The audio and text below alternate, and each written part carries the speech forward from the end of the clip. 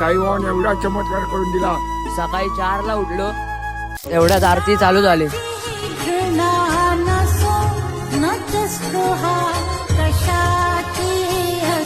त्यानंतर आपल्या पुढच्या वाटचालीला सुरुवात केली.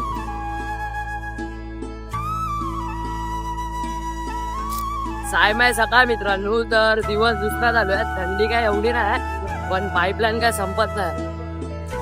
जो आनंद झाला मनाला, साई भक्त करी रोडवाला.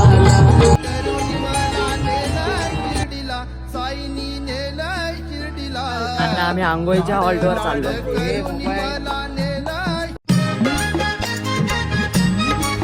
करून आता झालंय. आता आम्ही चाललोय जेवायच्या स्पॉटला डायरेक्ट. काही विषय सगळं करून काय होत. त्यानंतर नाश्ता करून घेतला. आता आपण चाललोय रात्रीच्या हॉल्टवर. कुठे साईराम? अपना बाजार, उदय मारुती मंदिर, कोचिंग गाव.